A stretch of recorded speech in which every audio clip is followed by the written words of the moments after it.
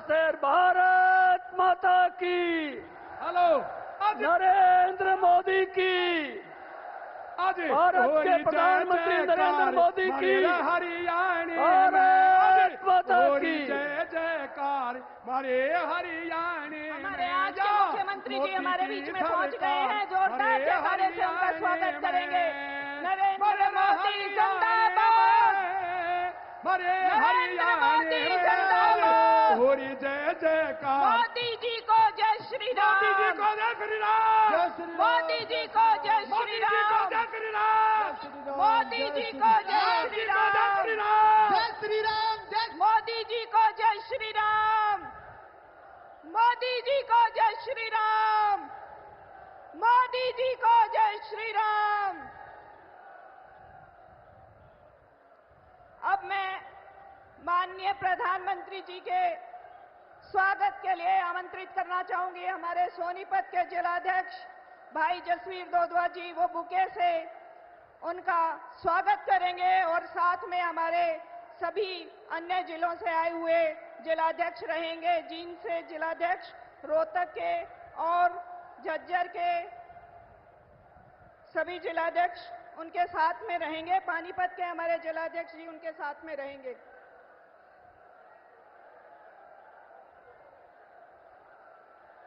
भाई जसवीर जी बुके के साथ माननीय प्रधानमंत्री जी का स्वागत करेंगे। सभी पांचों जिला के जिलाध्यक्ष उनके साथ में रहेंगे जी।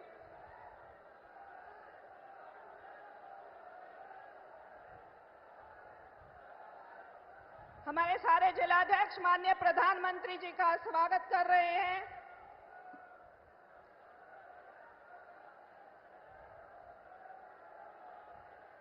अब इसके बाद मैं आमंत्रित करना चाहूंगी हमारे माननीय मुख्यमंत्री श्री नायब सैनी जी। वो विजय की प्रतीक गदा देकर माननीय प्रधानमंत्री जी का स्वागत करेंगे।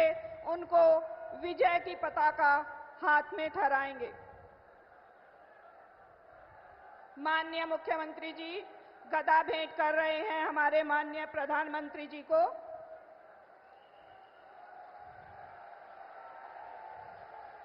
यह विजय का और शक्ति का प्रतीक है। इसके साथ ही मैं अगले इसी स्वागत के क्रम में अपने माननीय प्रदेश अध्यक्ष जी से अनुरोध करूंगी कि वो लोई उड़ाकर हमारे माननीय प्रधानमंत्री जी का स्वागत करें।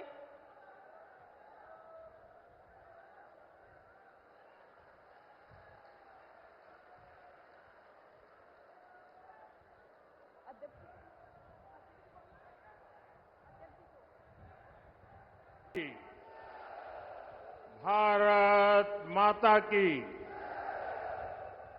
भारत माता की। सारे बुजुर्गों ने, भाई बहनों ने और नौजवान साथियों ने राम राम। सोनीपत की इस धरती से मैं देश के महान सपूत सर छोटू राम जी को प्रणाम करता हूं।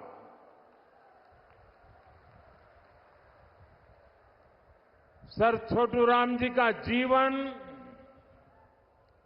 किसानों और वंचितों के लिए समर्पित रहा। हरियाणा की लोक कला को समृद्ध करने वाले बाबा लक्ष्मी चंद जी को भी मैं नमन करता हूं।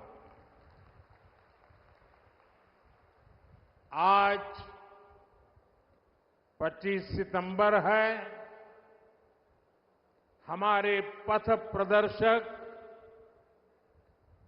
पंडित दीनदयाल उपाध्याय जी की जन्म जयंती भी है। अंत्योदय और गरीबों की सेवा के लिए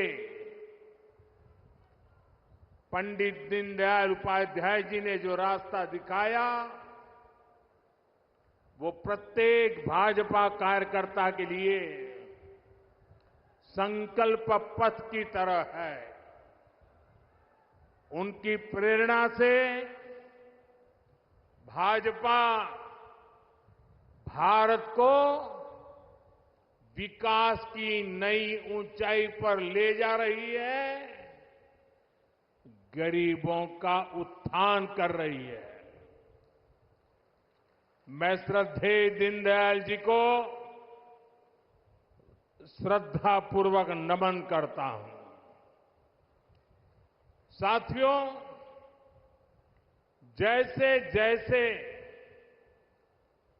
वोटिंग का दिन पास आ रहा है, वैसे वैसे कांग्रेस पस्त पड़ती जा रही है।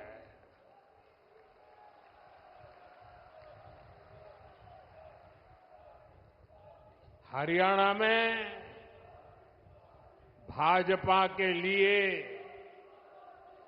समर्थन बढ़ता ही जा रहा है।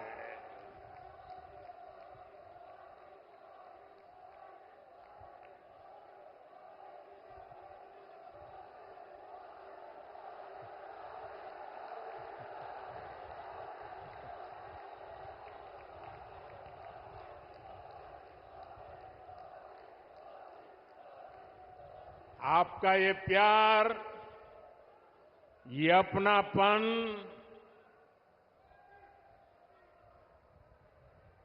हरियाणा का ये प्यार तो मेरी जिंदगी की बहुत बड़ी अमानत है।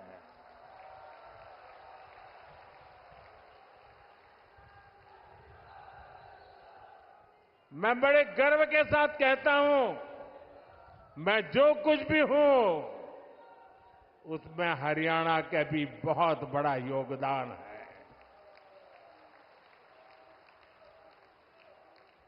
आज पूरा हरियाणा कह रहा है, फिर एक बार भाजपा सरकार, फिर एक बार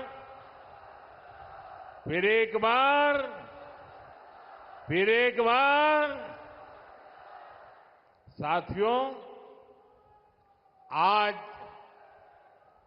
जम्मू कश्मीर में दूसरे चरण का मतदान भी हो रहा है। ये मतदान शांतिपूर्ण तरीके से चल रहा है। लोग सुबह से ही वोट डालने के लिए कतारों में लग गए हैं। पहले चरण में जिस तरह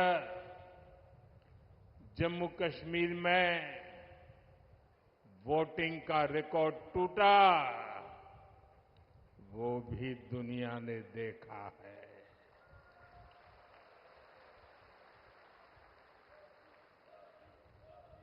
मैं जम्मू कश्मीर के लोगों की सराहना करूंगा, उन्हें बधाई दूंगा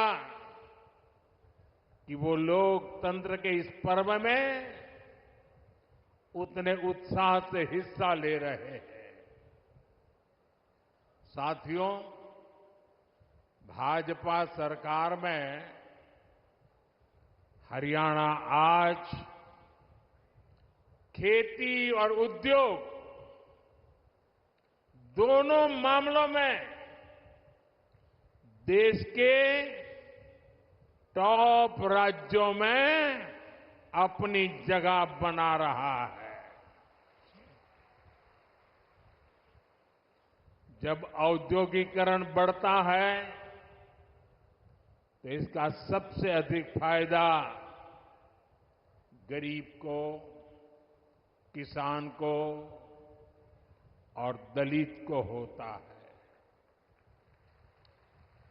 बाबा साहब आंबेडकर, जिन्होंने बाबा साहब आंबेडकर को पढ़ा होगा, न पढ़ा हो तो पढ़ ले, बाबा साहब आंबेडकर मानते थे कि दलितों के सशक्तिकरण में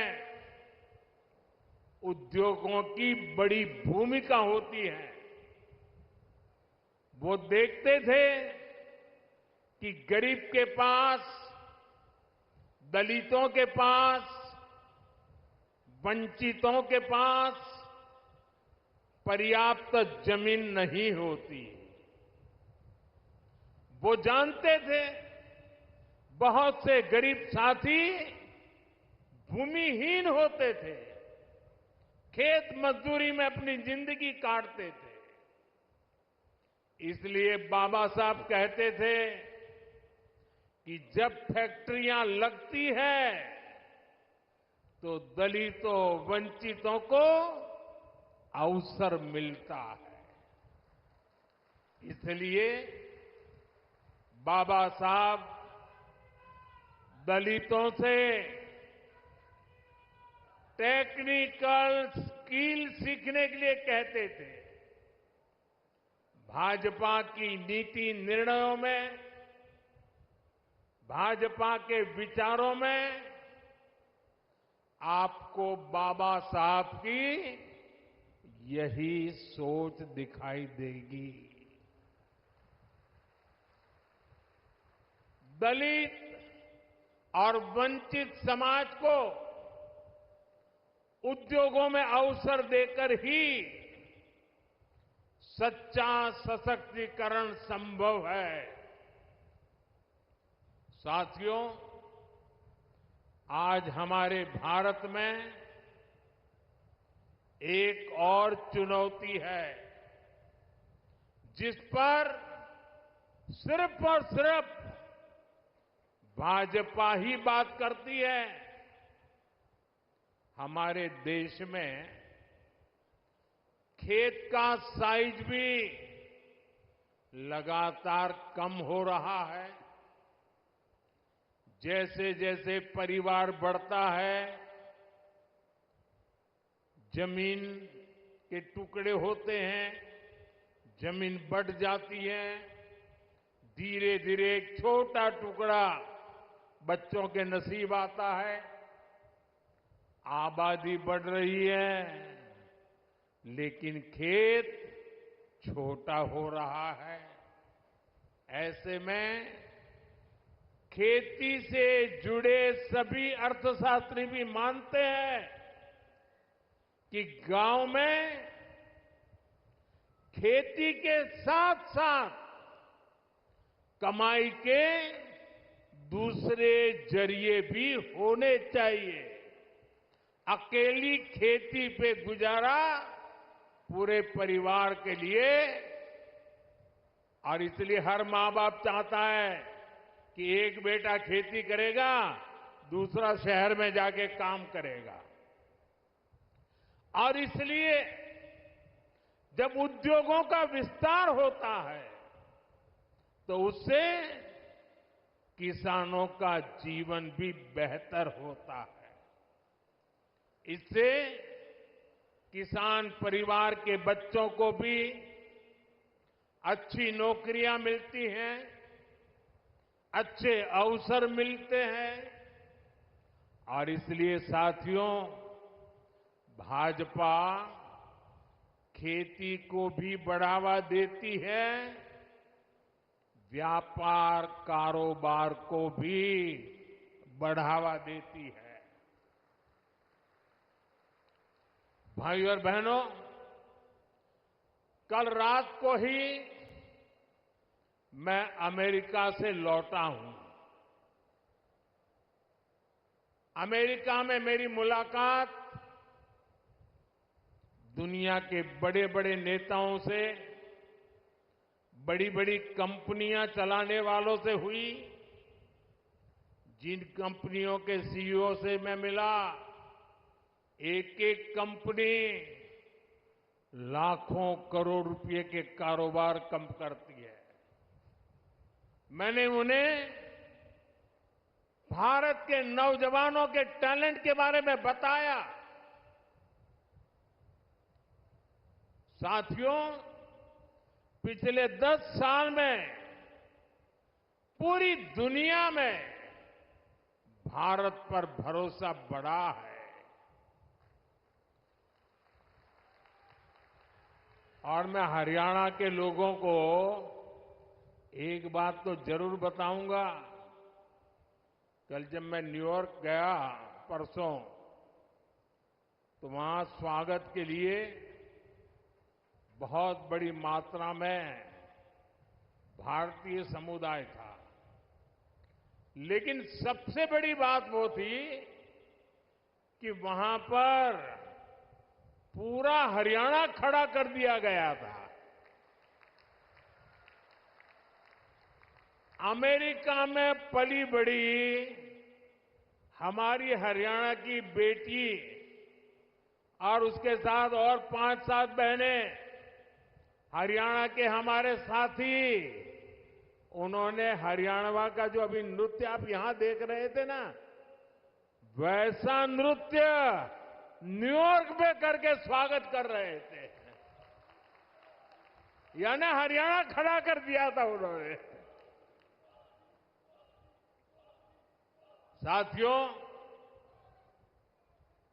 आज एक बात का विश्वास हुआ है कि अब भारत करप्शन, परिवारवाद से मुक्त होकर तरक्की कर रहा है। दुनिया को लगता है कि आने वाले समय में कोई देश सबसे तेज आगे बढ़ेगा तो वो देश है भारत।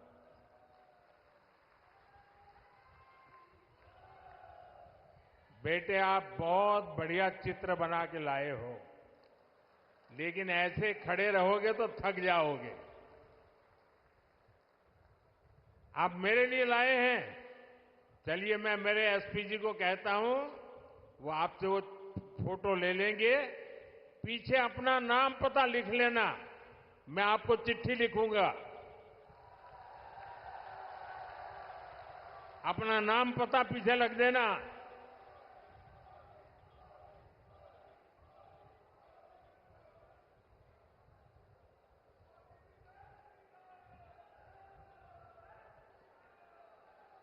इतना बढ़िया चित्र बनाया है इस बेटे ने।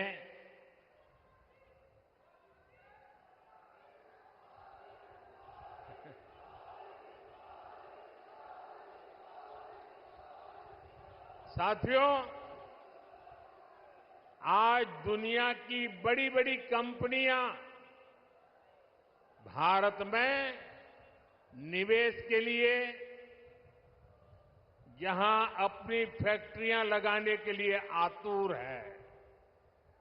आप सोचिए, जब इतनी बड़ी कंपनियां भारत में निवेश करेगी तो इसका बहुत अधिक फायदा मेरे हरियाणा को होगा, यहां के नौजवानों को होगा, यहां के किसानों को होगा। आज हमारा ये हरियाणा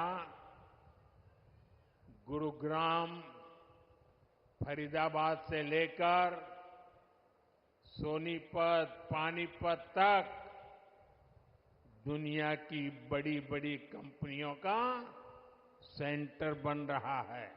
थैंक यू बेटा, मिल गया मुझे, मिल जाएगा। इनको दे दीजिए। हाँ, शाबाश। अब आराम से बैठो बेटा, देखिए गिरना मत। देश से निर्यात होने वाले 35% से अधिक कालीन और करीब 20% कपड़े हरियाणा में ही बनते हैं। यहां खड़खौदा में देखिए, भाजपा औद्योगिक शहर बना रही है। कोशिश यही है कि यहां के हमारे नौजवानों को ज्यादा से ज्यादा नौकरियां मिले, रोजगार मिले।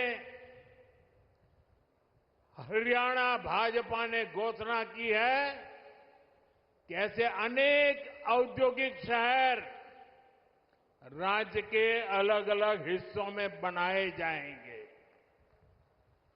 अभी मारुति का कारखाना लगना भी यहां तय हो गया है। आने वाले समय में ऐसे कई बड़े बड़े कारखाने यहां लगने वाले हैं। साथियों, मेक इन इंडिया के 10 सालों ने भी इसमें बड़ी भूमिका निभाई है। हम मोबाइल फोन से लेकर लड़ाकू विमान और विमान वाहक पोत तक अब भारत में बना रहे हैं। बीते 3 साल में ही मैन्युफैक्चरिंग से जुड़े सेक्टर में लाखों नए रोजगार बने हैं। आज भारत में बनी चीजें हम उन देशों को भी बेच रहे हैं जहां से पहले हम मंगाया करते थे। अब आप देखिए, भारत में बनी सुजुकी गाड़ियां, मूलतः वो कंपनी जापान की है। सुजुकी कंपनी गाड़ी अब यहां बनाती है और जापान वाले भारत से वो गाड़ी मंगवा करते खरीदते हैं। और ये कमाल कहां होता है मालूम है? ये कमाल कहां होता है मालूम है? ये कमाल मेरी हरियाणा की धरती से होता है। हरियाणा की धरती से बने उत्पाद आज दुनिया के बाजारों में पहुंच रहे हैं। यही है नए भारत की ताकत। साथियों, अब जब दुनिया भर से लोग भारत में फैक्ट्री लगाना चाहते हैं, नई कंपनियां खोलने आना चाहते हैं, तो आप खुद सोचिए हरियाणा में यहां कैसी सरकार होनी चाहिए। हरियाणा में उद्योगों को बढ़ावा देने वाली भाजपा सरकार जरूरी है। हरियाणा में नौकरियों को बढ़ावा देने वाली भाजपा सरकार जरूरी है, क्योंकि आप भी जानते हैं जहां भी केंद्र सरकार आई और कांग्रेस को मौका मिला, जहां जहां कांग्रेस ने पैर रखा, एक काम पक्का, करप्शन, करप्शन, करप्शन, भ्रष्टाचार, भ्रष्टाचार, भ्रष्टाचार, भाई भतीजावाद, भाई भतीजावाद, भाई भतीजावाद। भारत के सरकारी सिस्टम में भ्रष्टाचार को पैदा करने वाली, पालना पोसने वाली हमारे देश में भ्रष्टाचार की कोई जन्मदात्री है तो कांग्रेस पार्टी है। कांग्रेस का शाही परिवार देश का सबसे भ्रष्ट परिवार है। और जब हाईकमान भ्रष्टाचारी है तो नीचे फिर लूट का खुला लाइसेंस मिल ही जाता है। याद कीजिए, 10 साल पहले जब यहां कांग्रेस की सरकार थी, तब क्या होता था? आज जो नए वोटर है ना, 18 साल 20 साल के, उन्हें तो पता तक नहीं होगा कि 10 साल पहले हरियाणा को कैसे लूटा गया था। तब हरियाणा में किसानों की जमीन को जम करके लूटा गया। कांग्रेस ने हरियाणा को दलालों और दामादों के हवाले कर दिया था। दलालों और दामादों से बचना है तो कमल ही बचाएगा।